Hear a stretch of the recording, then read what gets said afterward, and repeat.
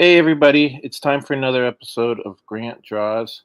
Tonight on the show we have Braxton Cosby.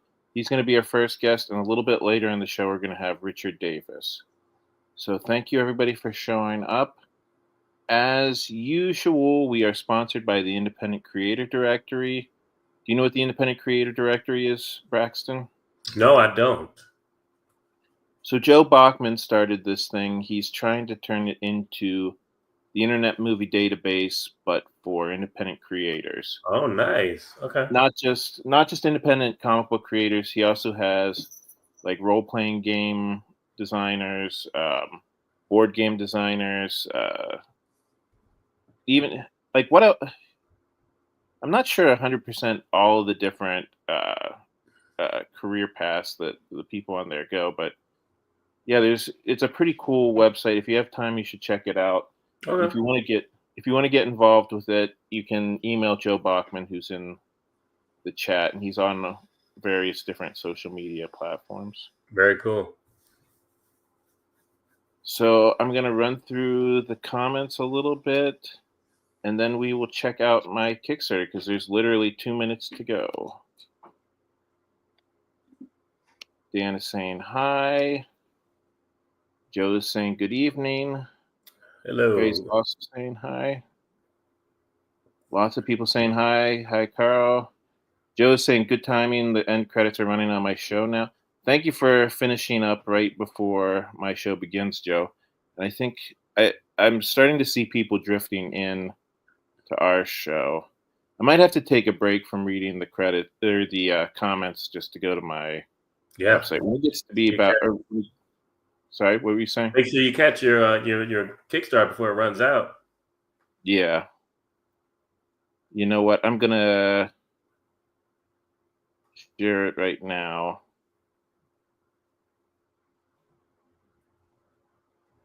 Yeah, so we have 2 minutes to go. We made it to a little bit below 3,700, which is awesome. Our goal was 3,000.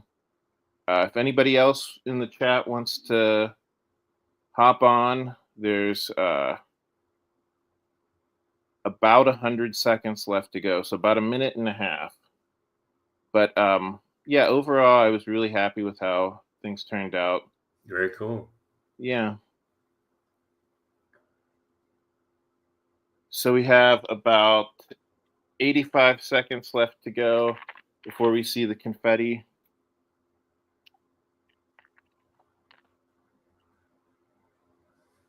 It is showing up, right? Yeah, Okay, I see it. just making sure.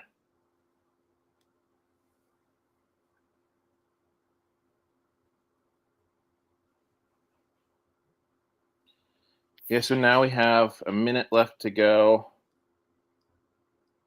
Exciting.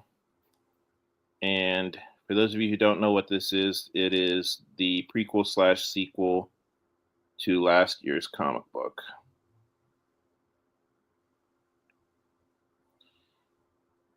And I don't know what to say to kill time, but yeah, overall, I was really happy with it. I want to thank everybody who shared my post or who backed it. Thanks, guys. I appreciate that. We have a little less than 30 seconds to go now. And I've been talking to a printer today, so we should be able to get these comic books out relatively quickly. Once I have the money, I'll send it to the printer. So 10, 9, 8, 7, 6, 5, 4, 3, 2, 1. Yay! Congratulations. Thank you.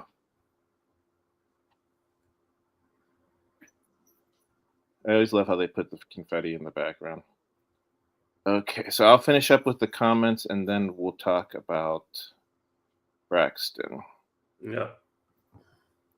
Dan says everything is coming up roses. I don't know if he means with the Kickstarter or the show or everything. Donna and Sarah both saying hello. Donna saying don't forget to like and share. Thank you so much, Donna. Grant, congrats on surpassing the Kickstarter goals. Yeah, it went pretty good. And Sarah's saying that she's cracking the whip on anybody who doesn't like. Sarah's saying hi to Braxton and Grant. Hey, Sarah. Hey, Donna. Donna's saying the same.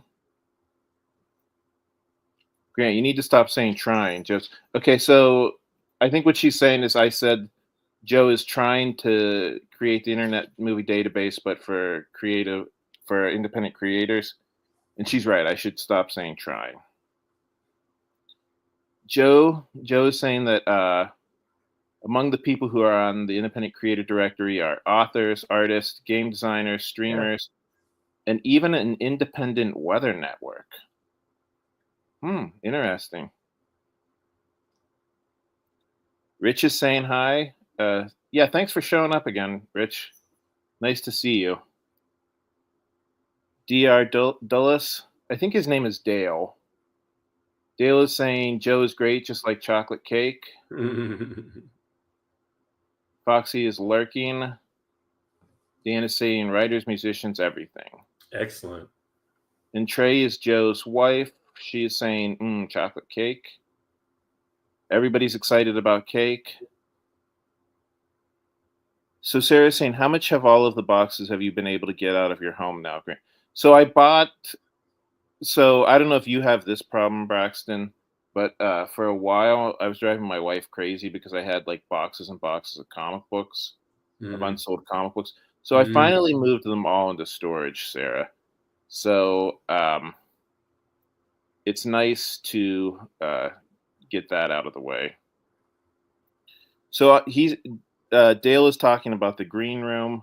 That's the thing that they do on Friday nights. A few people have like a little informal get together here. Dale is saying nice to meet you. Trey said this feels like a New Year's countdown, but with less drunks. Donna's saying hi. Donna's on the show that's before us too. So Don, thank you for getting the show done on time. And Dan Hollifield is saying less. I think he's referring to less drunks. Trey's saying so it's better. Sarah's saying I wish I could get it sooner rather than later. I think she's talking about my comic book. Yes. Trey's saying woohoo. Sarah's saying woohoo. Marvin Wynn, nice to see you, Marvin. I did a convention with Marvin this weekend. Donna's saying congrats. Everybody's saying congrats and good job. A few people. Hello, Carl. Braxton. Sarah's saying that the picture behind you is epic. Is that? I'm trying to see which way I'm supposed to lean. Yes, thank you. That's what we're going to talk about tonight, Sarah. Sarah is saying, I'm glad that at least out of the way and not getting nagged too much. Oh, yeah. I think she's talking about the boxes. Like, yeah, I mean, I was being kind of facetious where I was saying, like, if I don't start selling some of these comic books, I'm going to end up getting divorced. But I was kind of being facetious. I mean, my wife was annoyed by it, but not that much. And Donna's telling her father is Dale, the guy whose name is Dr. And Sarah said it's like Mardi Gras countdown, even though it was a week ago. Donna's saying hi to Marvin, and Sarah's saying sweet. So now I'm going to bring up, we got a brief reprieve from the comments. So I'm going to bring up Braxton's comic book. So this is Cosby Media Productions. Now, can people get the comic books themselves on here? Absolutely. So Cosby Media Productions is it's my company. I'm the CEO. It's a publishing house, a small publishing house, small press publisher down here in Atlanta, Georgia. We've published over 30 authors with 60 different titles and ebooks, ebooks, paperbacks, and audiobooks. Our print division, which is our print imprint, is Star Child Comics. So what you're seeing right now is the page for Star Child Comics. So these are comic books that are not just published by me, but also by a group of authors that we have in our stable. These guys are basically very talented. They've written stories in novel forms, and our comic books are basically some of the extensions of those stories in comic book format. So if you scroll down for a second, I'll show you. Like something like Bark. The Yeah. Bark comic book by Daniel Payton, Power Struggle, is actually the fourth book in the Bark series, which is books 1, 2, and 3 of the novels. So we consider ourselves like a hybrid publisher. We publish our stories in both novels and comics, and we use different comic book teams to actually do the art from the comic books. Oh wow. Okay. Cool. Mm-hmm. So now I have so many questions. Please. So so how do you find the authors that you work with? We've been publishing since 2014, so it's been 11 years in the game. We have different types of worlds that we've built up. We've built up superhero fiction. We've built up our own superhero universe, our own dystopian universe. We've built up our own fantasy and science fiction universes. So where we have our kind of bang for your most buck is in our superhero franchise, the Cosby Media Productions dedicated superhero universe, which is the CMP DSU. We've done that with 16 different, actually we're up to 18 different superhero novels from 6 different authors. And we also have the comic books to match that go along with extending those stories now. So I think we have, in those stories that are connected in the superhero universe, I think there's a total of 6 comic books. I wrote the story, The Cape, which is the first two books of the novels, and then I have The Cape. If you go to the storefront, it's over there. Go to the storefront, Oh, I see. and then go down. Just click on that, and that'll take you there. Not the book one, the one that was on top of. Yeah, that's the book link that people want to grab stuff outside of the website. But you just click on that. It'll bring you there if you just go back to. Yeah, there you go. So, did it go down? No, that's the search portal. Go back up again and just click on that on the storefront. Just click on comics, books, and store. Just click on that. Yeah. So, what you see here is like we built out the superhero universe. I have my book 1 is The Cape Hellfire, which is down in the right-hand corner. The art from that is done by a talented artist who I worked with when I did The Cape Hellfire. Bruno Obvious. He actually does the Cyborg series now for DC. Oh, really? Wow. So he's like a fabulous comic book artist. He is just so amazing. So I was really blessed to work with him on mine. And then I just got the second issue out, which is the Fabulous 5, which was art was done by Marcelo Salazar. He's also another great artist. So if people come to the website, they'll be able to pick up issues 1 and 2 of the comic book. They'll also be able to go back and buy kind of the origin story of how everything has started off with the books, the novels. Cape book 1, and then the book 2 is the Overdrive. Wow, that sounds awesome. And this sounds really ambitious too. Oh yeah, thank you.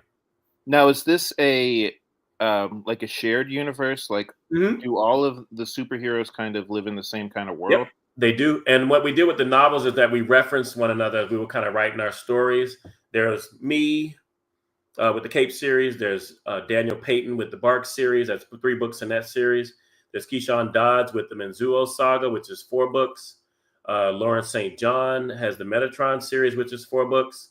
And Kaio Champion is the Majesty of the Canaan, which is 2 books. So each one of us have a comic book on top of those novels. And we reference each one of another in our origin story novels. And then when the comic books came out, there's still a little bit of a crossover. But the main crossover happened in Infinity 7, which was authored by both me, Kaio Champion, and Keyshawn Dodds. And that kind of represents like our Avengers Assemble, Justice League, whatever you have with those big groups. Okay. So we actually co-wrote that novel, Gods Among Men. That was the actual first crossover. So we have 14 different superheroes with their individual kind of storylines colliding. And then the second book, Infinity 7, book 2, was War of Gods. That's when it was me and Keyshawn kind of taking our main characters, and because some of the characters from Kaio's book had gotten separated from us with a big story arc in there. So we were actually finally able to fight the main antagonist, who's been kind of covered throughout all of the novels in the series, named Stratus. So it was this huge battle, and everything came to a head, and it culminated with that novel. And then that's where my characters, if you go down to Cape Book 2, the Fabulous Five, kind of like a young justice kind of thing, Teen Titans. Basically, we find Paladin, one of the main protagonists of my story, kind of handing the mantle down to these youngins as they get things going with their with the next series of Cape novels. So Yeah. So while you were talking, Carl in the chat mentioned like, hey, a link to the page would help. So I put the link there in the chat, and I'm Yep. sorry I forgot to. Sometimes I get distracted when people are Absolutely talking, but yeah, the link is there in the chat now. If you guys want to follow along, look through. I mean, I'm gonna be honest with you. There's a lot to go through on this website. Yes. You got a lot of books. Long time. Man, I think about how many people I know who can't get one comic book done. And I'm looking at all the different comic books that you have here. Yeah. This is really cool. Well, thank you. I appreciate it, man. So you do digital and you do print. Floppies. Yep. So if they want the floppies, they can get them from the website. When they go to buy them, then we ship them out to them directly. If you want the digital, there's also links in here that take you to Amazon. If you want to pick it up on the Kindle or whatnot, that's fine too. Right, I saw that. Yeah. There's also a link to an Amazon page. Now, do you sell more stuff through Amazon, or do you sell more stuff through your website? Mainly through Amazon. We get a whole lot of digital purchases through there. My website is like, when I do shows like this, people do go and pick them up because then they kind of put a name to a face. They like the whole vision. And of course, just like you, I'm sure you make a bigger bang for your buck when you go to conventions and things like that. So we've got a big one coming up this month with the Georgia Indie Author Convention. And so I'll be at that one on March 22nd in Marietta, Georgia. Cool. So are you a Southern guy? I was born in Miami. I guess it doesn't get any more Southern than that. But I was actually born in California. I was raised in Miami, and I moved up to Atlanta in 2004. So I've been here, settled in since about over 20 years. Like, wow, I can't believe it's been over 2 decades of being in Atlanta, but it's been great. Do you know Dog Pound Brown? Mm-mm. Okay, so he's a Comicsburg guy. He's from Cleveland. He lived in Pittsburgh for a while. That's when I met him. I'm from Cleveland, and he just recently moved to the outskirts of Atlanta. So, do you do Dragon? I've been to Dayton, Ohio. I haven't been to Cleveland. Cool. Okay. Do you mind if I let him know, like, hey, they're comic book creators in Georgia? Absolutely. Cool. Yeah. And I don't know I can't remember the name of the lady who asked about this beautiful woman behind me. I believe that was Sarah. Sarah. Hey, Sarah, you were asking about this young lady behind me. Like I said, we're a hybrid publisher, so we publish our stories in both novels and comics. I started realizing at conventions when I went there, I was only selling novels for a while. And you do get a lot of readers who like novels still, but some people just love comic books as well. So I said, hey, guys, in 2020, we went ahead and we started Star Child Comics. And I approached all our authors who had written novels, say, hey, do you want to have a comic book? We can pair you with a comic book artist who actually might have a style that you like, and we'll get these things done. So that's what we did. We kind of went on this endeavor, just kind of running these series of books and novels. And that's where I came up. I had Broken. That's book one. It's a dystopian science fiction series that I wrote. This follows the story of Kisa Donovan after all-out nuclear war, dystopian post-apocalyptic landscape. 70% of the population of the planet dies, and most people kind of migrate to the coastline for fresh water. Those who survive are now enslaved with a class system because money means absolutely nothing anymore. And it's all about using people as currency. So this conglomerate called the establishment actually enslaves people who don't have any resources or whatnot. So Kisa finds herself in this slave pod down in Savannah, Georgia, trying to figure things out. She's been separated from her parents, and now she has become the surrogate mother to her younger brother, Kieran, who's only 11 and she's 16. And of those people who actually survived the nuclear fallout, a few things happen. 1% of the 10% of the population turn to ashers, which is basically like these mindless zombies who are move fast and have like a hive mind that they run by one main zombie. And then also you have those who kind of go mad. We're called hoarders. They're kind of like the Mad Max characters, something you see like Borderlands, where they just kind of pillage the land for resources and run amok. And of course, then you have the establishment, like I said. So you got those three factions kind of warring for survival in the world. But we also have 1% of the population actually has special traits and abilities called alphas. And as we read the story for Kisa, we start to realize that she may be one of these prophetic alphas. So that's kind of her storyline in the first book. We really dive into building the world around Kisa in this barren wasteland during the post-apocalyptic time of everybody trying to survive, and her trying to figure out, she's heard rumblings of a resistance that's going on. So she's thinking and making the decision if she's going to try to flee and join the resistance one day, or just kind of, suffer it and gut it out with her little brother, Kieran. The events that happened in this book, 350 pages, picked right up in Broken, the comic book, which is basically a 24-page comic book that picks up right at the end of the events of book one.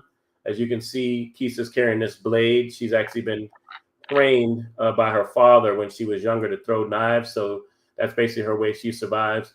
We have the establishment at the top in the reflection. We have the hoarder here. And then we have our ashers in the bottom. So really cool cover. The art was done, the cover art and the interiors were done by Ram Silva.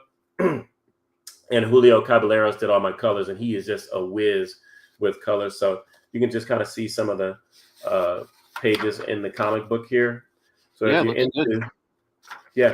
you're into really kind of a deep story, I'm a writer, by trade. So I don't really just do comic books with flashy pages and panels and things like that. I really try to give you 3-act structure throughout my novels, my comic scripts, and even my movie scripts when I write them as well.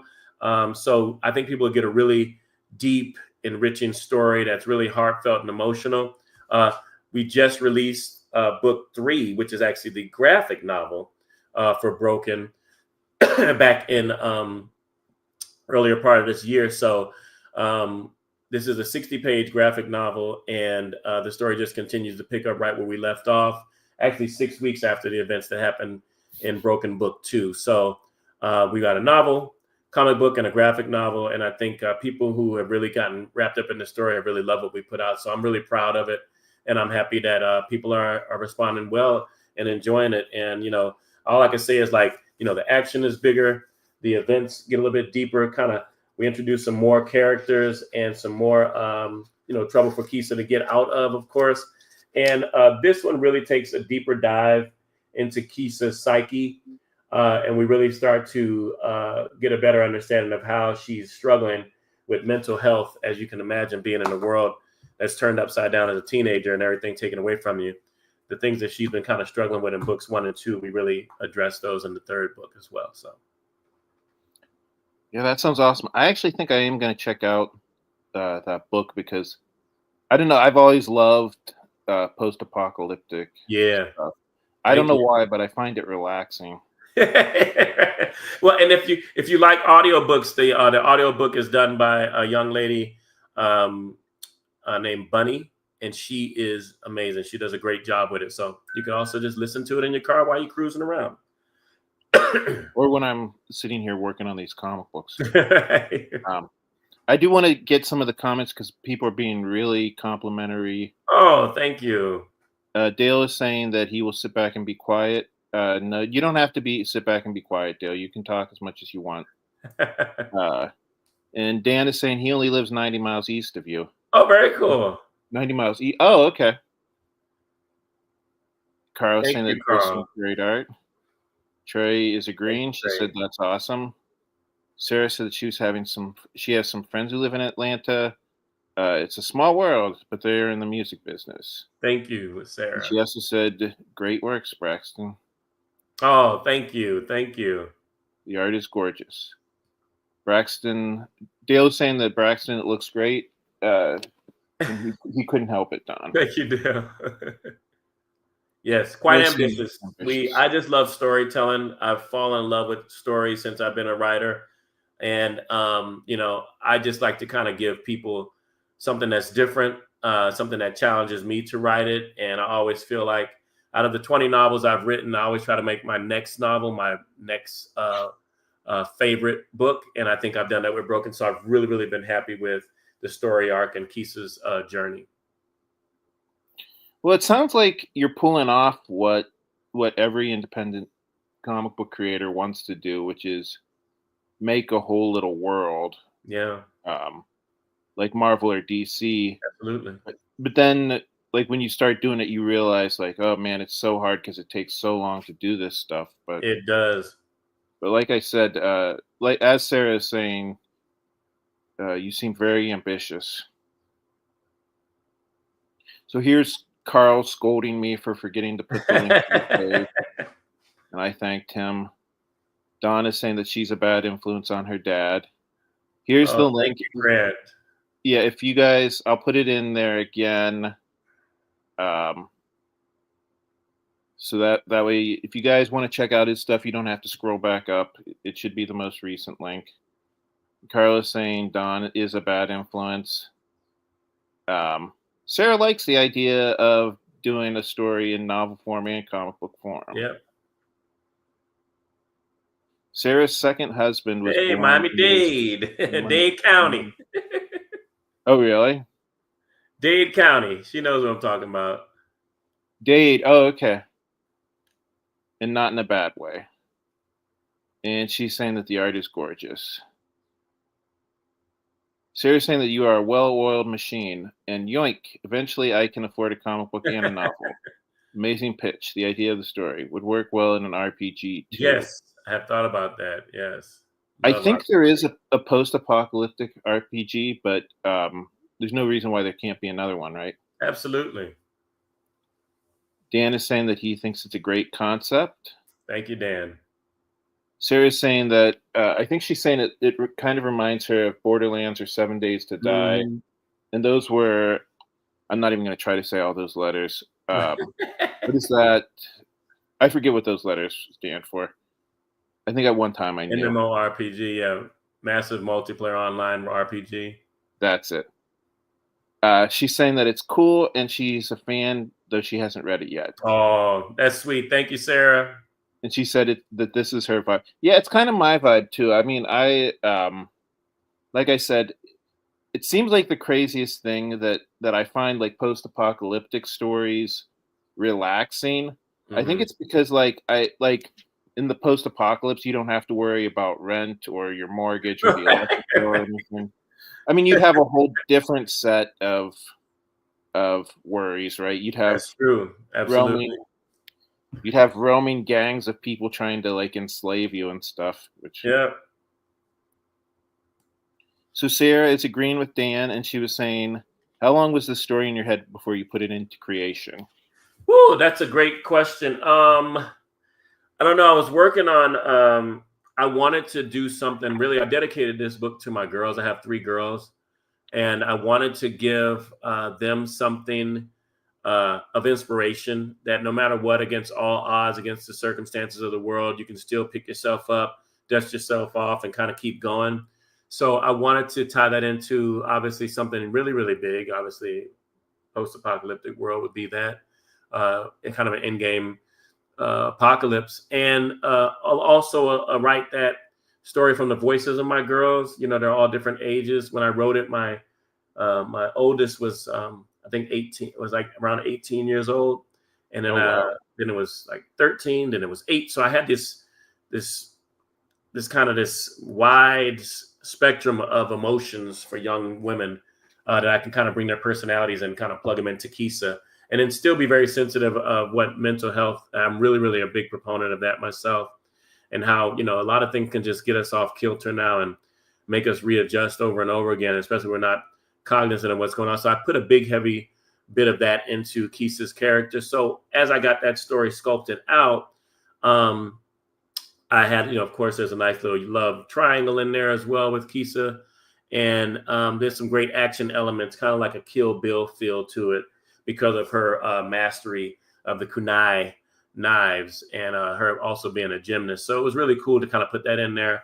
And then so when I got to the comic book, after I got through a lot of the original story art, then I could kind of give people what I know they wanted to see, which was some of the great zombie killing action, which you can kind of see on this page here. Let me see, get that up high enough. Yep, back it up. So yeah, so they get a chance to see some zombie stuff going on in there, a little nice action. So that story just kind of picked up steam, and it was well received. So I'm grateful for it.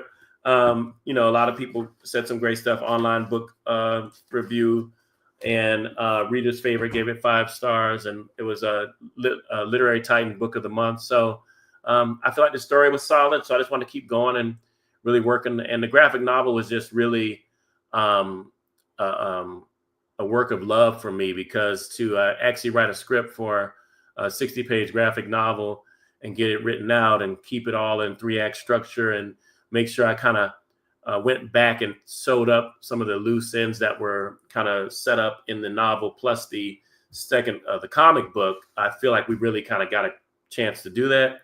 And the scope of the story even grew wider because I wanted the landscape and the world of Broken to really kind of take center stage as well. So, like I said, kind of getting the characters out of the fallout shelters and really being out into the wasteland a little bit more, and dealing with some of the other characters that are actually roaming the wasteland as well, really was a great opportunity to kind of just grow what I'd already established. So I really love the graphic novel. I love how well it came out. So would you say, do you like working on graphic novels more than regular novels, or do you have a preference? You know, that I get that question a lot, Grant, and I think the issue is with novels, you can kind of just run with it. You can kind of come your own idea, set up your outline, go as much as you want, talk about everything, you know, and you have a lot of wiggle room to do a lot of great things with novels. So it's fun.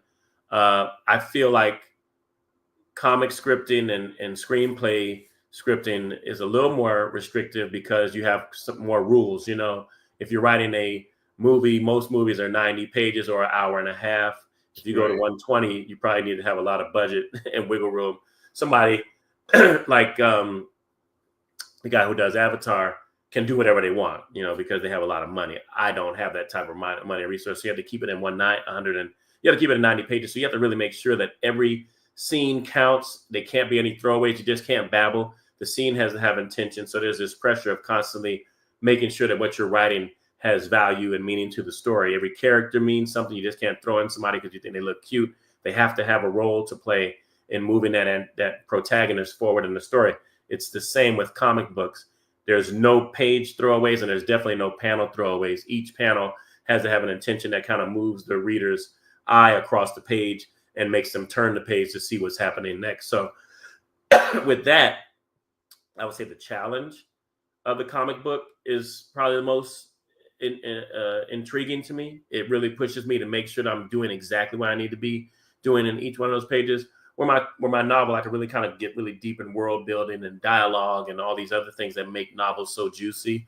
But the comic book is like that challenge. And when you get that thing written and it comes out and you get it over to the artist and they put the images in the panels and get that whole page colored out and you get the lettering done, and when you get it to you, it's like, oh man, it's almost like you gave birth to another child. So I would just say they're probably equally loved by me, but I do have a certain affinity for seeing that visual medium of that comic book coming as well. When I see that, when I get that box and I get to open it up finally and put it in my hand, it's like nothing.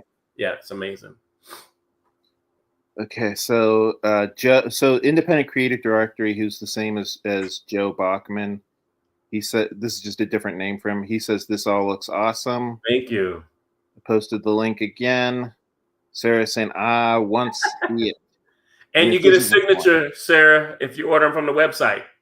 You get a signature from me. So Carl is saying, as a writer and a retired counselor, I was drawn to the self-help section. Very cool. Absolutely. Now, I did notice that you had a nonfiction section. Is that what he's talking Yep, about? we have poetry in there. We have self help. We have spiritual. So we have a lot of great writers who've written some amazing entries into self help in our nonfiction section. I've also written. I co-wrote the autobiography of Gail Devers, who was an ex-Olympian and world champion in the hurdles too. So that was really cool. So that stuff is in there as well. So just so you know, guys, I see Rich in the backstage area. He's being very patient. I'm just gonna finish up a few more comments, and you can tell, and then we'll move on to we'll let Rich come out. And Absolutely. Dan is saying world building is one of the most fun Yes. parts of writing. I agree with Absolutely. that as well. Don says, I just meant that I think she's talking about her father. She wants her father to behave a slight bit more than during behind the code. See, Miami Dade. Yeah, I think she's talking about her ex-husband who's Hmm. from Miami. Trenton, Georgia. I don't remember when we mentioned Trenton, Georgia. Do you remember that? No, I'm right outside of Atlanta, and Broken Story takes place in Savannah. Dan wasn't even aware that there was a Trenton, Georgia. Okay. Carl is saying a post-apocalyptic world, so basically 2026. A Yeah, little bit more, a little further, but yeah, I think that's what we're going to, Carl. yeah. Give us till at least 2027, but I don't know. And Sarah Yeah. likes the fact that or loves the love of your girls, and yes, mental health is important. Yes. Uh, Dan says everything after 2020 is post-apocalyptic. Uh, Chris is saying that it is the county seat of Dade County, Georgia. I think they were talking about Dade, Florida, right? Dade County, Florida. Yes. Okay. And Donna is arguing with Don about Don trying to get her dad to behave himself. I think we're okay with him not behaving himself. See? Uh, Sarah Yep. says Miami Dade, right? Yeah, I think these guys are on different wavelengths. Like he keeps thinking that you. I guess there's a Dade. There I guess might there's a Dade be. Georgia I mean, one too. this stuff doubles around the United States for sure. Yeah, well, I mean, I'm from a town in Pennsylvania called Indiana, Yeah. so There you go. that confuses everybody. When I tell people I'm from Indiana, they Of get course. like really confused. Okay, Sarah's saying I thought you were talking about what we were referring to where Braxton came from. Okay, my bad. And Dan is agreeing with Donna. He says leave Dale alone. He had to put up with Viv and Don both. I think they went to a convention this weekend. Sarah said I'm missing something. Yeah, I think we're all a little bit confused. Chris is saying that he knows that there's a Dade in Florida, Miami County seat of Dade County, Florida. I heard 90 miles west of Dan in Dade County, so I was curious if it was Dade County, Georgia they were talking about. Yeah. Okay, I think we got that whole thing cleared up now. Yeah. Okay, Uh, north of Athens. Okay. yeah, I've never been to Athens. My wife lived in Georgia for a while. My wife's first husband was military, so she moved around a lot. Okay. I can't remember what part of Georgia she lived in though. Um, Sarah thinks this would make for a good TV show or movie, so Absolutely. that's a pretty big. So if you want to give him the money to make a TV show, Sarah, feel free to do that. But she says, "I love all the venues and world building, and the intricate work being considered." Thank you. Don is saying, "My friends like my dad more than me." Geesh. Nobody likes your dad better than you, Don. We like you both. And Sarah's saying Braxton said world building, right? After I made the comment about it. And she's smiling and smirkling and giggling a little bit. Okay, yeah. None of us thought you were taking this super seriously. Chris is saying that because of the time change, it's going to take him a few days to adjust. Sarah's saying, "Wow, you guys, and everything, all your writings are in there." Going back up to the link. Dan says, "Don, I don't think I would have been as much fun hugging Dale as I do you, Donna, and Trey." Oh, that's sweet. Carl says, thanks, Braxton. Thank you, Carl. Appreciate it. Sarah says that she loves Miami-Dade. And is that how you pronounce it, Dade? Yeah. And Atlanta. But where she's from is too freaking small, next to zero diversity. I think she lives she lives in Indiana, the state, not town. And Sarah is saying that I got the vibe of Braxton better than Georgia. Whoops to the side. And Dale is saying that we have a Moscow in Minnesota, and we do not get those confused. Right. And he's saying thanks to you. Oh, thank you. Thanks for having me on, guys. I appreciate it, man. We love Columbus and Atlanta and Savannah too. Do you want to tell people where they can find you? Yeah. Guys, he put the link, www.cosbymediaproductions.com. I think you guys will find anything you like if you're a reader. We've got fantasy, we've got science fiction, we've got young adult fiction, we've got it all. And obviously you see there's comics to match as well. If you want to follow us, the links for our social media for IG, X, and Facebook are on the website as well. Oh, that's right. I see that.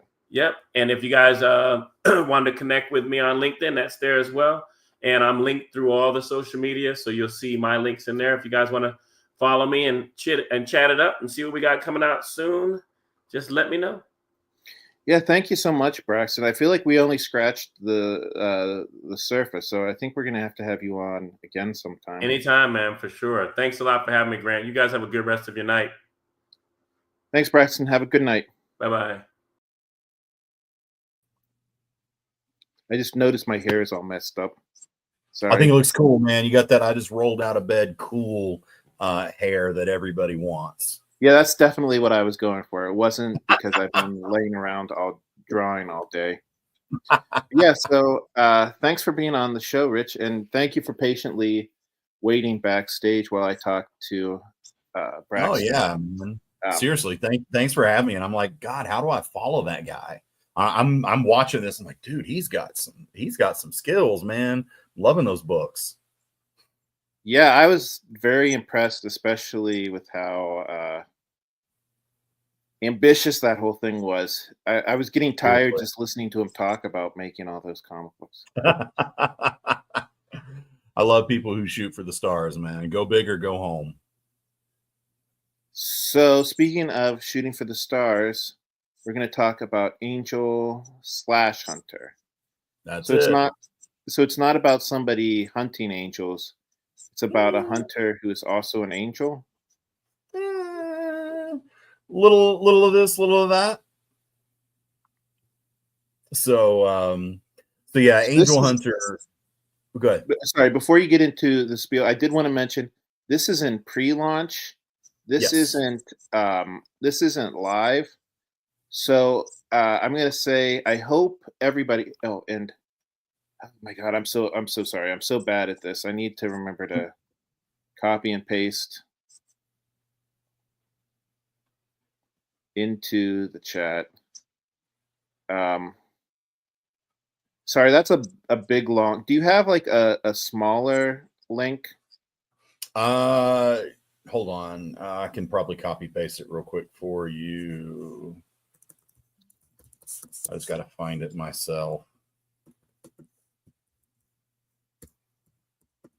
I was looking for the bit.ly link that I had, but I'll just type it for you. Are you putting it in the private chat? Yeah. Cool. That works. There we go. Okay. So what I was about to say was this is in pre-launch. And what I always say is, even if you don't plan on backing the comic book, just clicking follow helps him with the algorithm. So I just followed this, even though I don't know anything about the story yet, just because Rich seems like a good guy and I want to help him out.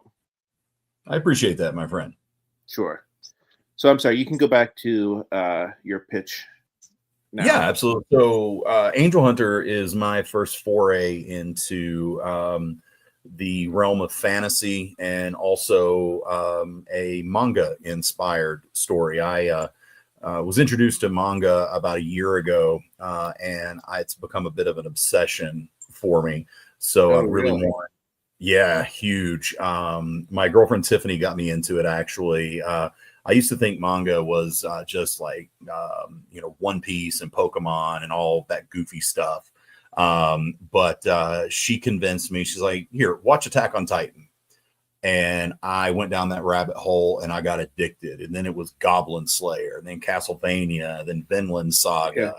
So that was going to be my next question. So occasionally I talk to schools about comic books and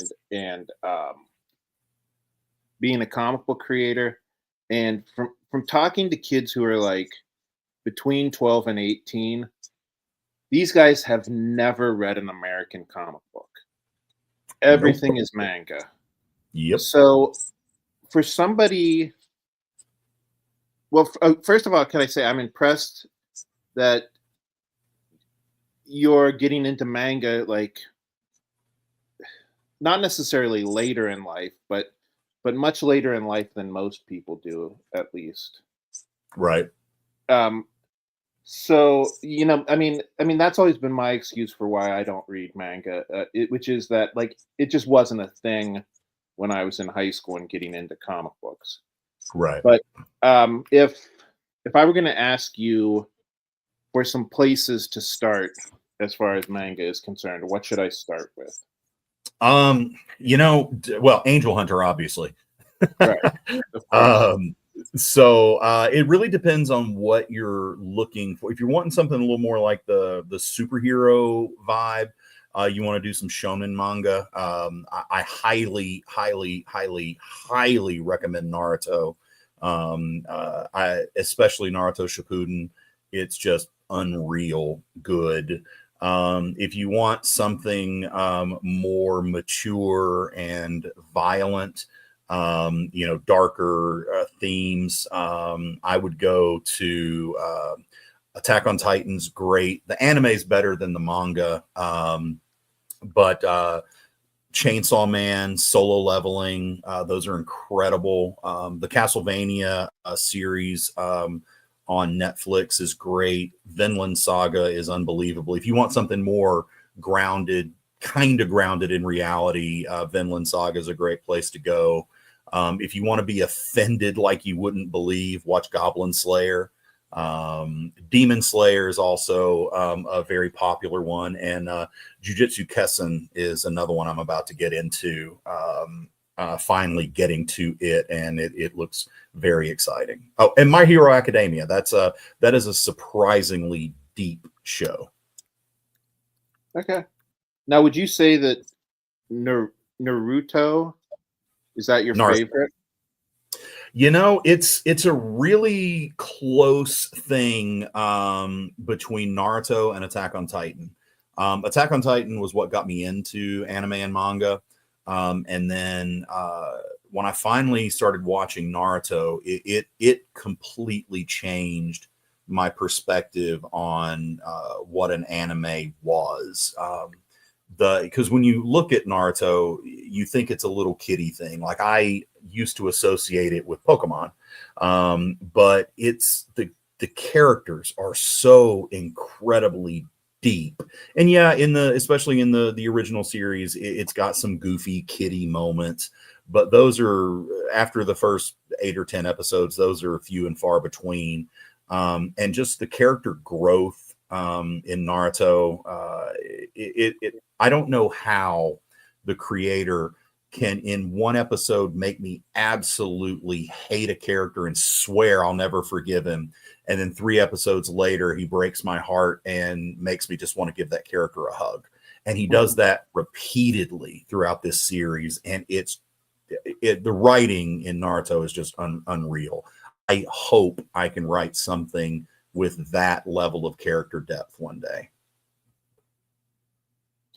So I apologize. I feel like I keep interrupting you while you're trying to do your pitch. Oh, that's okay. We can talk. We can talk anime manga all day, man. Yeah, I was gonna say you gave me a long list of manga and anime, and you said you've only been into it for about a year. So Yeah. You might like When when I you said that go, you I were go obsessed whole with hog. it. Yeah. Yeah, I go in, man. I don't. I do nothing. Do nothing in halves. I'm either in or I'm out. So I apologize. Let's go back to talking about Angel slash Hunter. Yeah. So the elevator pitch. So Angel Hunter is a seinen manga inspired epic dark fantasy told in the American comic book style. It's about humanity's first strides after being expelled from Eden. Humans have to claw out an existence in a world dominated by the 13 fallen angels and an army of kaiju Nephilim. Oh wow. So that sounds like a lot of stuff for humans to face, right? Oh yeah, we pull in. We don't look at the story of the fallen exclusively from a Christian perspective. So We that's like a pull in, jumping off point. yeah, and we pull in mythology from Judaism and Islam and Babylonian religions. The cool thing that I learned when I was researching this is most of what we know about angels doesn't actually come from the Bible. The war in heaven, the fall, all of that. Most of that comes from the apocryphal books, and a lot of it comes from Islam. So it was really interesting. It was really interesting to kind of expand those mythologies. And when I go into it, when I'm dealing with people's faith, religions, I have to treat it as mythology. I treat the Christian stories just like I would Roman mythology or Norse mythology, Greek mythology. Regardless of my own faith, I have to look at it as a mythology, and in that package, I can treat it with respect and still tell the story that I need to tell.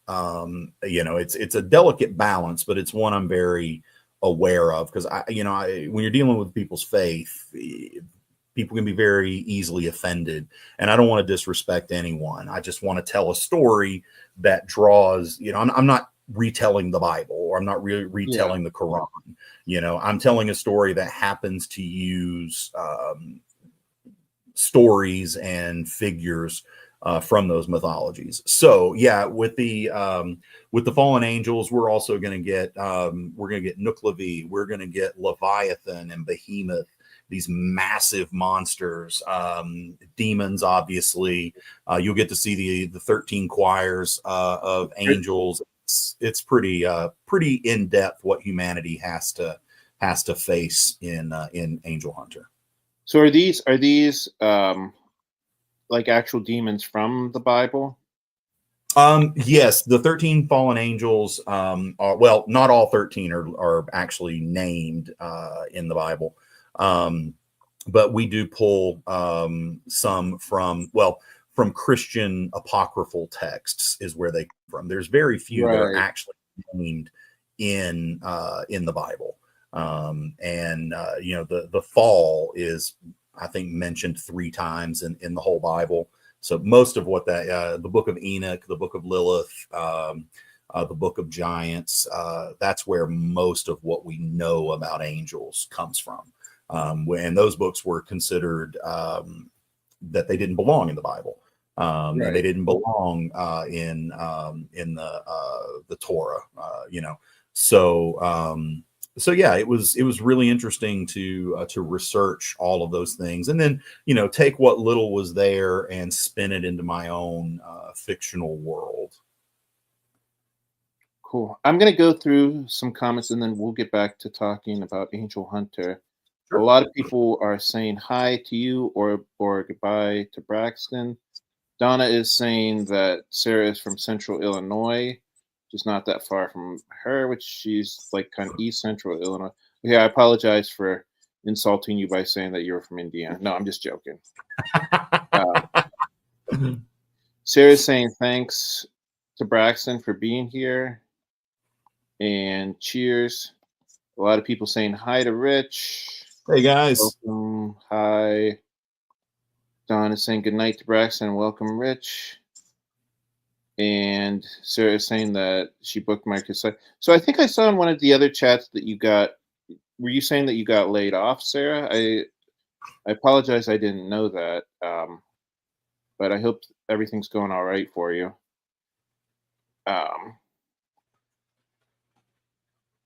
She says that there's great artwork. And Joey Galvis says Angel Hunter. He must be excited because he's using 3 exclamation points. Yeah. Sarah's saying hi to Joe. I'm sharing the link. A lot of people saying hi to Joe. Marvin Wynn, do you know Marvin?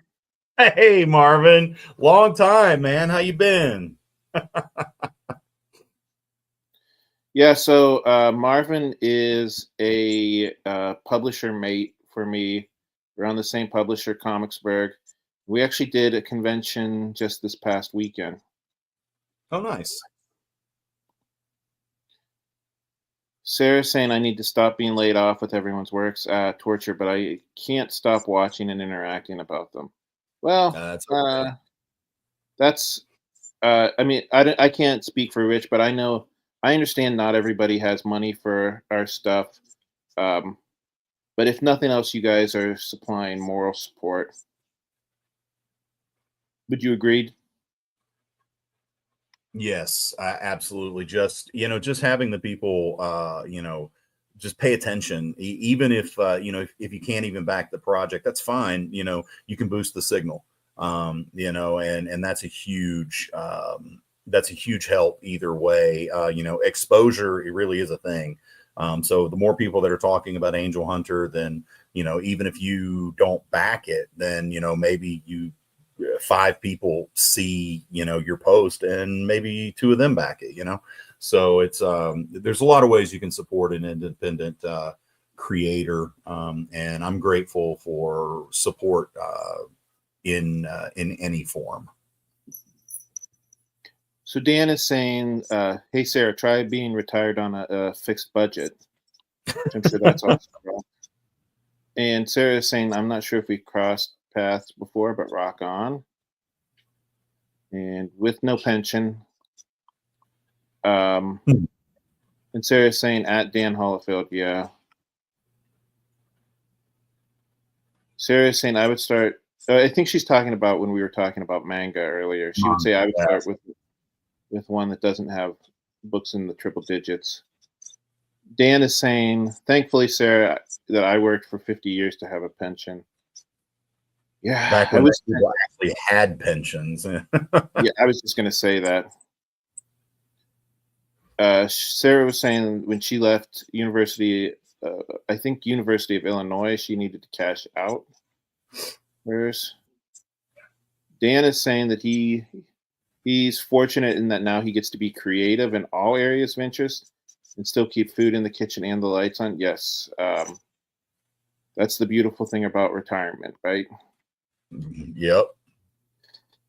Sarah's saying I got more into manga finally after I turned 40. I don't watch ones that aren't dubbed, though. I can't focus on both reading and watching at the same time, but that's just me. It makes it difficult at times. The detail in this artwork is way better than any manga I've ever seen yet. Way more detail. Les really did a great job with the art. It's fantastic. She thinks it's beautiful. And Sarah does have a question for you. Do you tell the story of Lilith before Eve in this, or are you starting with Eve as Adam's wife? So we don't actually go to the garden. We start after humanity's been expelled. Now that will we will meet Lilith in I think she'll pop up in volume 3, not issue 3, but volume 3. The way I've projected this out, Angel Hunter is going to be told over 10 volumes. The smallest volume is the first one, 96 pages. After that, they'll average around 120. So we're going manga style with, mangas released in thicker trade paperback volumes, really. We're skipping the floppy phase, because frankly, floppies are kind of dead. People are, especially in the indie world, I own a comic book store as well, and it's hard as hell. Yeah, it's called Wonderland Comics in Cookeville, Tennessee. But it's hard as hell to sell indie floppies to people. Oh, another Southern boy. Yep. Indie trade paperbacks, I can't keep them on the shelves. So knowing that, we just decided to go straight to the full volume size. So when Angel Hunters finally finished, it's going to be well in excess of 1,000 pages. So I think in volume 3 is where we'll meet Lilith, and we'll deal a little bit with Eve. And there may be a tie-in to my first book, Cult of Dracula. For those of you, if you followed that, you'll notice a couple of familiar things by the time we get to volume 3. Cool. Dan is saying, Grant, you need to run longer than an hour to give Rich more time. Yeah, I was planning on it, Dan. I mean, I wasn't going to kick him out right at 10 o'clock. I mean, we usually try to go for an hour, but this is a rare episode where we have 2 guests on. So cool. If you're all right with it, Rich, we were going to go a little bit later than usual. Yeah, that's fine. Sarah's saying Islam religious books are actually harmless. It's the extremists that make it that way it's viewed. Yep. Yeah, I agree with you. I think any religion can be, if you take it literally or if you just take it to the extreme, it can be dangerous. And she's saying, well, yeah, okay. She said exactly what I just said. Yeah. And you're both are absolutely correct. It's, it's really the people that take things to the extreme, the cultists, the fanatics that really cause the harm. Well, Dale is saying that he might have missed it. Which Bible are I think you said that you actually weren't using the Bible. You were using like the Apocrypha. Is that how you? Yeah, we pull very little from the Bible because there's very little about the war in heaven and the fall.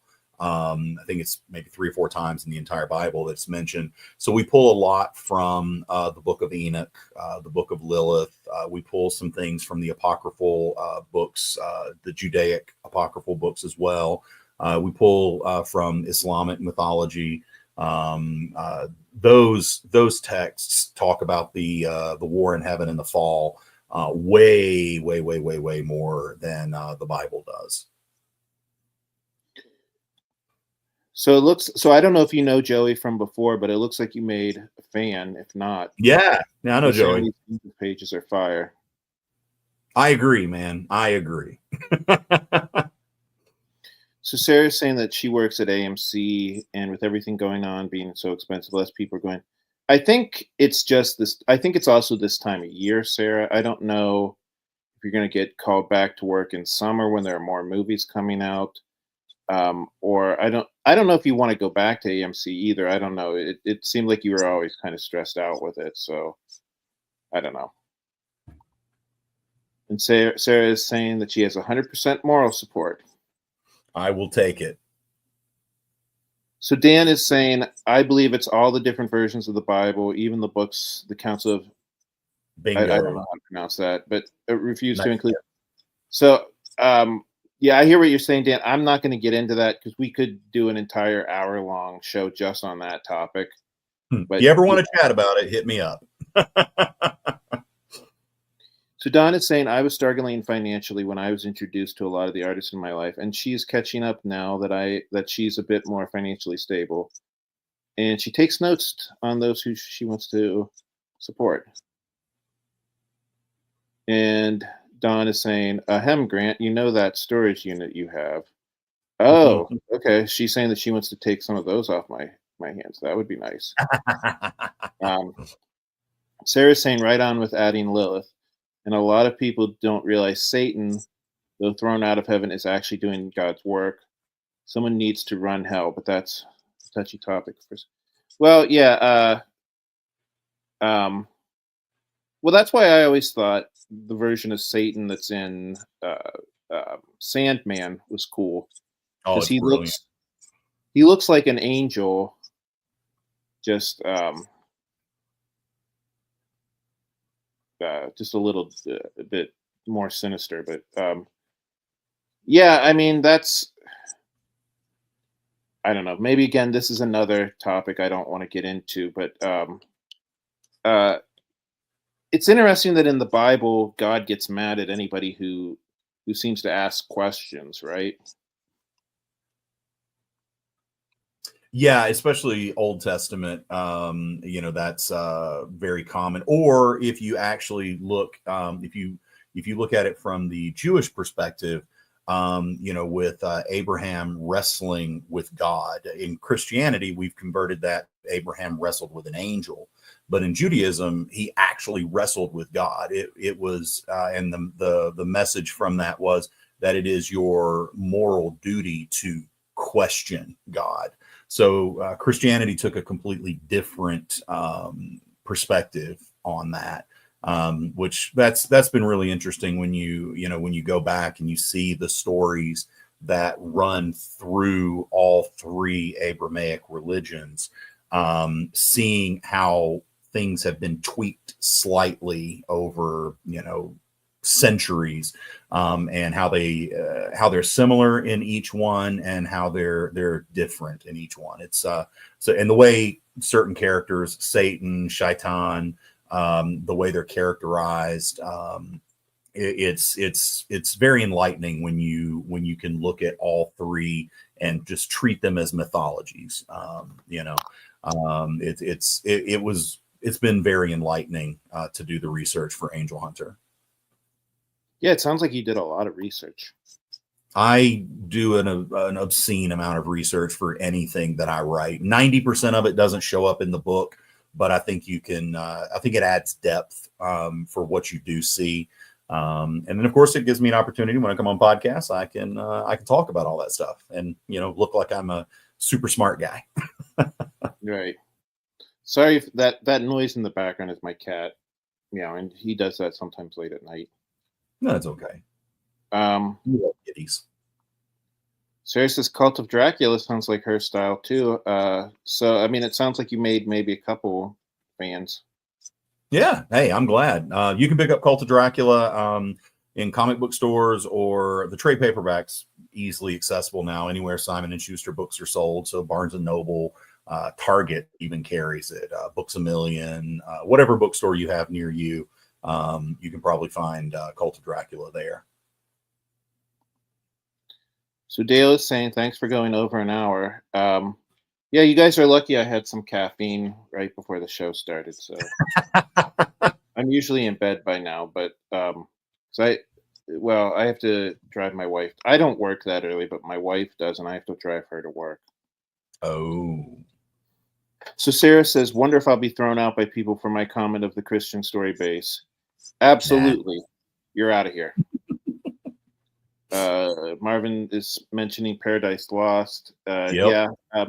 I mean, yeah. The only thing that kind of annoys me is that like people talk about a lot of stuff from Paradise Lost that like as if it was in the Bible, and it's actually not. It's not. That's another thing where people, it's stories have been told over and over and over and over again for so long, and we confuse them. A lot of what we know about angels and demons, it doesn't actually come from the Bible. It comes from apocryphal texts and works of Paradise Lost, Inferno, Paradiso. It's really interesting when you'll learn a lot if you actually just take the time to read. Yeah, Sarah is basically saying that exact same thing in the next comment. She says so many of these books have a lot of similar historical events at the same time periods to study. Yeah, and not only that, but like a lot of the old religious text, if you look at them, like you can see how maybe they just took one story and like just changed it a little bit or added a few more details or whatever. Sarah's saying that the AMC that she works for is one of the small AMC areas, whereas those with higher populations work many more hours. Yeah. The economy is just showing itself here on top of the time of year. Yeah.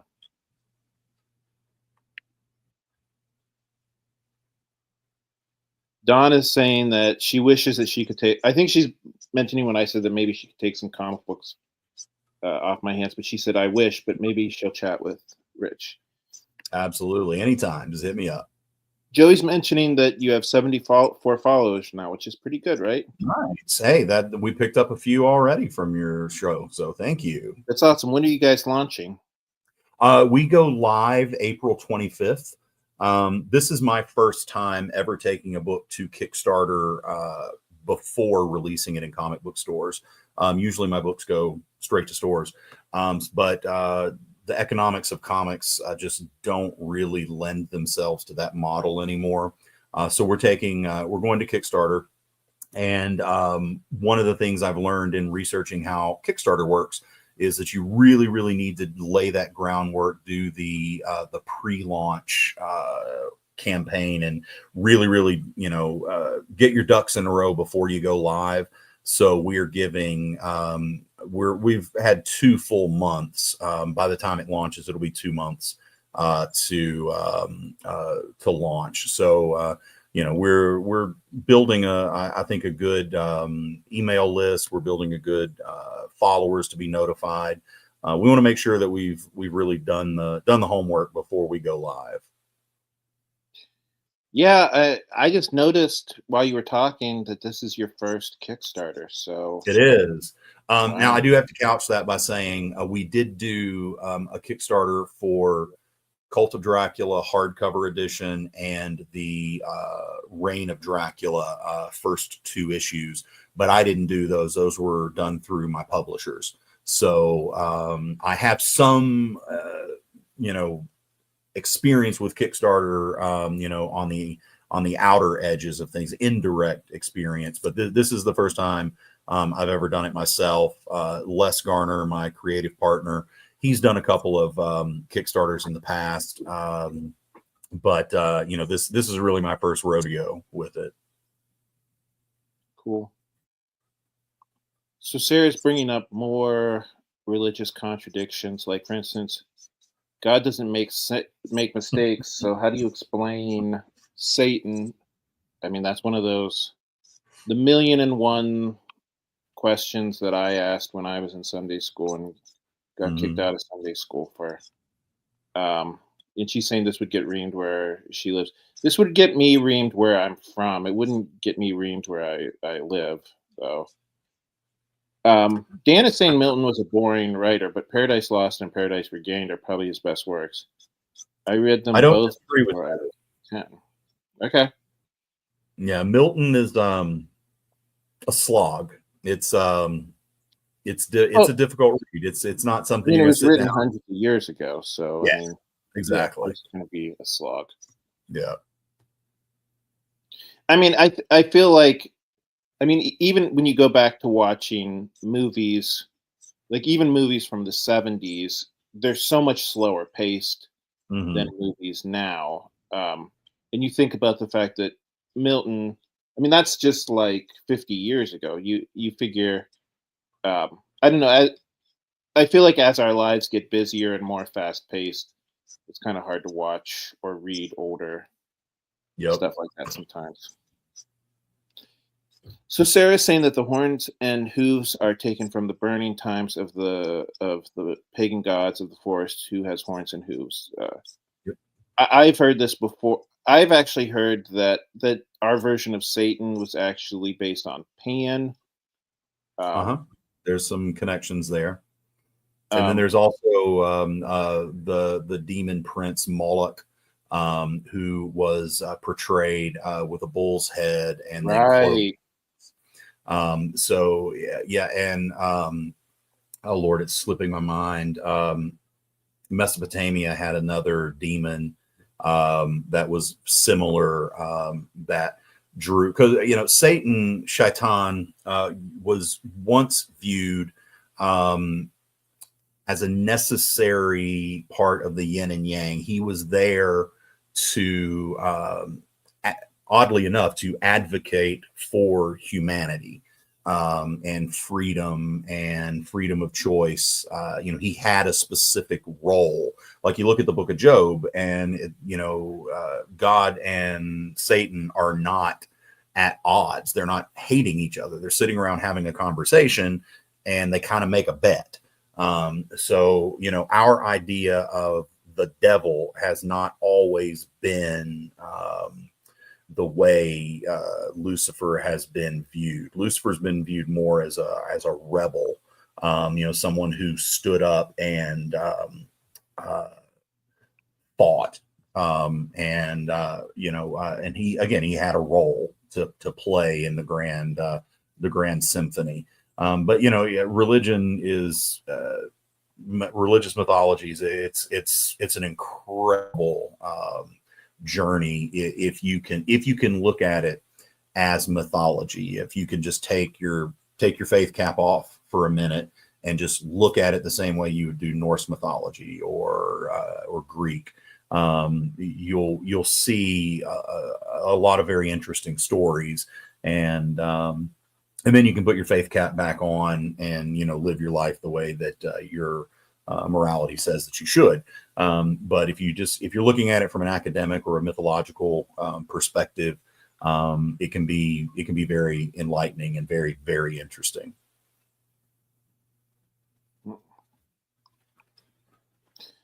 So Sarah is saying the artwork is amazing. You got a great artist. Do you want to give your artist a shout out? Yeah, Les Garner is my artist and creative partner. This is a co-creation of ours. Les has worked on every book that I've done, either as a cover artist.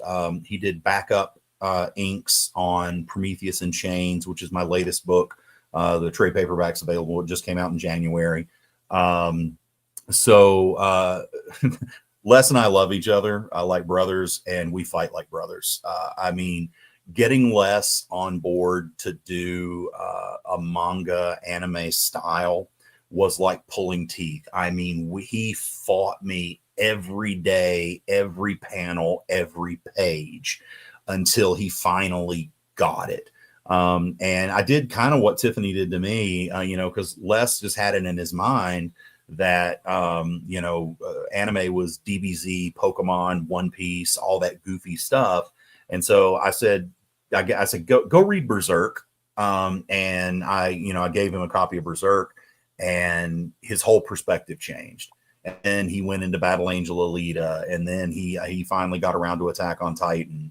And so once you could see it in the pages he was sending me, once he finally got what anime and manga could be within the context of Angel Hunter, everything changed, and it was just absolute magic. Although I still do have to fight him about the size of the character's eyes. He still argues with me about proportions, and I'm like, but dude, you gotta do them. They don't have to be giant, you know, giant googly eyes, but they do have to be slightly larger. And, you know, the characters' faces have to resemble cats. So those are just rules. And certain hairstyles mean certain things. They tell you a lot about a character, who they're going to be. Those are just the rules of manga. But, you know, he finally came around on a lot of that stuff. And like I said, once it clicked, and it was absolute magic. Cool. Okay. So Sarah is saying close to another witch hunt these days. Be careful with comments. I mean, I think you're okay in this chat, Sarah. I don't think anybody's arguing with anything that you said. And she's saying that the art would be great on a wall. Sarah's saying, good for you for educating yourself. Not only are Christians not allowed to ask questions, it seems as bad to read and research. Yeah, I see what you're saying. Yeah. So she's confirming that what I said before about Satan being based on Pan. Gaia is Mother Earth. There are so many variations, but yes, you are correct. Yeah, we deal with that in Angel Hunter as well, pulling from Tiamat and Marduk. You know, so yes, you're going to see that. It's Angel Hunter spans mythologies, but frames it within a familiar, at least for Americans, a familiar Judeo-Christian foundation. But yeah, we pull a lot from other mythologies. Sarah's saying that Lucifer and Michael are brothers, but I won't go even further. Yeah, I mean, we might have to do a show just on all this stuff someday. That would be fun. And Dan is saying Pan and Hearn, the hunter, became conflated way back in the day. Yeah, a lot of this stuff, it kind of goes back and forth. Sarah's saying that the problem I'm having right now is I have to move back home. My mom is a preacher's daughter who never went bad. They even hung a cross in my bathroom. So they want God watching you while you do your business. Yeah, I mean, yeah, I don't know. My parents are very religious too, and they don't think they believe it literally. They don't see it as they don't see it as something that you have to think about abstractly. Mhm. So yeah, that can be tough. I understand, Sarah. I don't know. Did you have a religious background, Rich? Yeah, absolutely. I grew up in the South, and a lot of my family's Catholic. Most of my family's Protestant. I am a person of faith. I'll put that out there unapologetically. I am not an evangelical. I am also not a literalist. I understand that a lot of the Bible was parable and metaphor.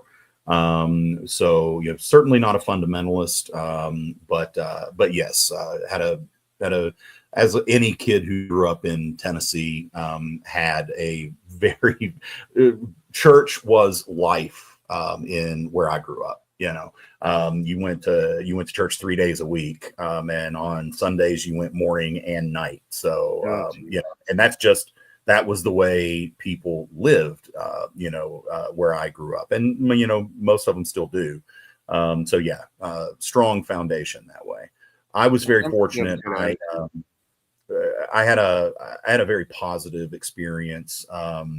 The church I attended wasn't a literalist community, and you were told ask questions, read, find your understanding of things. I think that really shaped my ability to be able to separate my personal with so that I can look at things in this context as mythology. Yeah.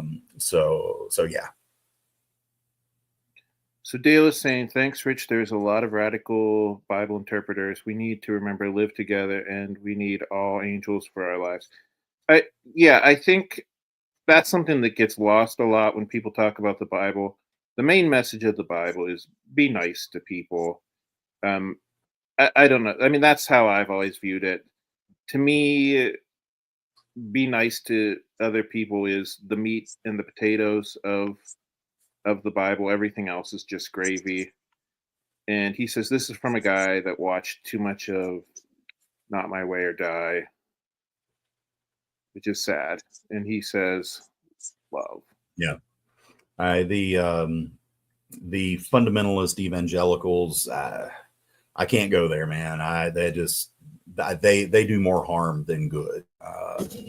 And my cat just knocked something over.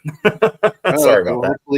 Hopefully the cat will get on camera, because there's one thing I know about my audience. They love seeing cats in the background. I wish I coax them out. They're shy.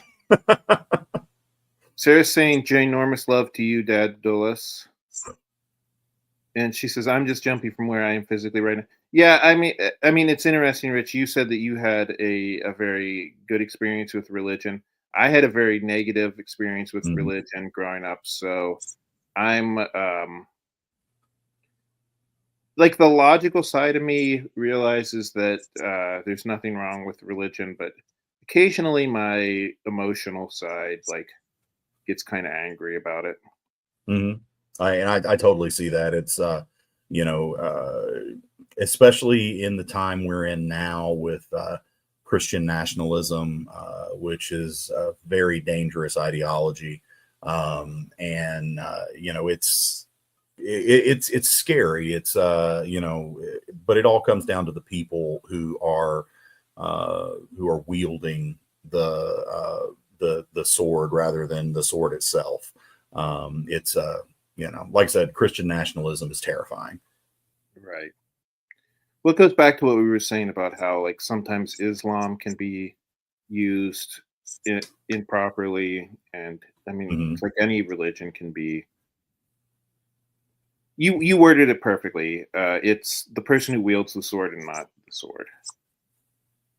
Sorry that I strayed from the Kickstarter. No, don't be sorry, sir. You said some Great conversation stuff. So and I didn't mean anything personally. Like, there were some things that you said where I was like, I'm going to move on from that. Sure. Mainly because we just don't have time, and also, like, I don't want to stir a pot that we don't have time to finish stirring. You know what I mean? Yeah. And do you? Sorry, go ahead. I was going to respond to that. It's like, I am wise enough to know what I don't know. And I listen, I read, I learn from people. So, your experience, and the things you share, help me. And I hope, my experience and background can help you, because that's how we all get better, by sharing perspectives and understanding. And, rather than, arguing with each other, we should listen and learn, So I think that's kind of what Dale is saying. He's saying you were way more educated on this than me, and I only share what I do know or have seen in my 71 years. Yep. He is thanking you. Sarah says, I appreciate people of faith who can also not shove it down other people's throats. I respect that. And she said that she was raised in the Nazarene denomination. I don't know if that's a bad one or a good one. I don't know anything about that. It can be a little hardcore, yeah. They're a little hardcore, okay. Dan said that he was raised a Baptist in Tennessee, but I'm more of a Buddhist in Georgia these days. That's cool. Hey, good to hear from a fellow Vol. Well, Buddha is one of the few religions that is, I feel like, is very, very non-dogmatic. Very much so. It's a and I have a very light understanding of Buddhism. But it is, from my understanding, it's more about a journey for enlightenment than a traditional what we think of when we say religion. Dawn is saying that her dad might have another adopted child. Sarah's saying that she was taught not to judge, but look at everything. I couldn't stay with that, and witnessing actions from those who taught me growing up. Sorry, back to the Kickstarter.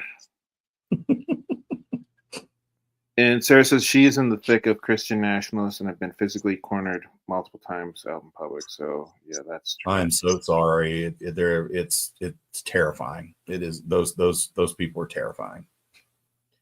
Sarah is saying it has stuck some things. My apologies. I am glad my experience can help and maybe give writing ideas. And she appreciates you, Rich. And she wants to read your work even more. I can't believe we got to the end of the comments. I thought we were going to be there forever. It's good. We sparked conversation. Yeah, since we went about a half hour later than I usually do, I think we'll try to wrap things up. Did you have? I mean, obviously your Kickstarter. Do you have anything else you want to plug? Yeah, like Prometheus in Chains, which is my take on Mary Shelley's Frankenstein, set in the post-World War II atomic age. In this world, Victor and Elizabeth Frankenstein are two of the Jewish scientists who fled Nazi Germany in 1939, came to the U.S. and worked on the Manhattan Project. Elizabeth was, while building the bomb, is exposed to high levels of radiation, and she dies of cancer, and that sends Victor into a spiral of addiction, depression, and an obsession with bringing her back to life. So we look at Victor from rather than him just being an arrogant prick who does it because he can, it's his grief that drives him. And I think I came pretty dang close to making Victor Frankenstein a sympathetic character. And that's not easy because Victor's just kind of a dick. But yeah, Prometheus in Chains, the trade paperback just came out in January. You can find it in probably your local comic book store. They can still order it through Lunar distribution, and you can also find it in bookstores like Barnes and Noble, Target, places like that. Anywhere Simon and Schuster books are sold, you can find it. And my other books too, Cult and Rise of Dracula. Reign of Dracula is not out in trade yet, but it will be. So yeah, go support my work. That helps. Yeah. So Rich is saying that he wants to see the dark side of pastafarians now. Those are people who worship the flying spaghetti monster, right? Spaghetti monster, yeah. Donna's saying, I don't want to interrupt you, Rich, but what did your Kickstarter end up doing? We got a little bit under 3,700, which I'm sure. I think Don, you promoting me at that convention did give me a little bit of a boost over the weekend, so I really appreciate that. Nice. And Dale is saying, thanks, Rich. I don't read much because of my eyesight, but I will try to do some audio. I'm not sure what that equals Y it means, but and she says, Rich, you need to read BKM's. I don't know if you know who Brian K. Morris is. I know the name. I don't know him. He's another independent independent writer who's on Facebook and Santa Stein sounds really cool though. I'm down for that. I will look that up. And I don't know if you want to throw out your Instagram or Facebook or whatever. Do you have anything like that? There are a couple ways you can find me on the socials, Facebook, Instagram, all that. You can follow me directly. It's just at Rich Davis. My World of Dracula, where I talk a lot about horror, is at World of Dracula. And then if you want to follow Angel Hunter specifically, it's just at Angel Hunter. And you'll find it on all the social medias. I'm active Facebook and Instagram mostly. That's where you'll find me most of the time. I have a really good community on Facebook. We just talk about a lot of things. So if you want to jump in and have conversations, please do. We love to have you. All right. Well, thank you so much for being on, Rich. Sarah's saying BCAM is who I'm going to be a roomie with and out of here. That's Nice. more job opportunities. Yeah. Good luck with that, Sarah. And Dan is saying, thank you, Rich. If your stories are half as interesting as you are in person, they'll be a great read. Thank you. And she's saying that she's going to be living near to Purdue University. So a lot of jobs there. Cool. And Dale is saying thanks. And Sarah says, you got it. Right on. All right, everybody. Thank you so much for watching the show. Rich, thank you for being on. I hope your Kickstarter does great. Thank you, everybody who supported my Kickstarter. And thank you for everybody who didn't make fun of how horrible my hair looked tonight. Sarah's saying thanks and good luck. Rich is saying always nice to see other creative Riches out there. You too, bro. All right, and I think with that, we're going to end the show. Thank you so much, Rich. Have a great evening. Yeah, you too, man. Thanks for having me. Good night.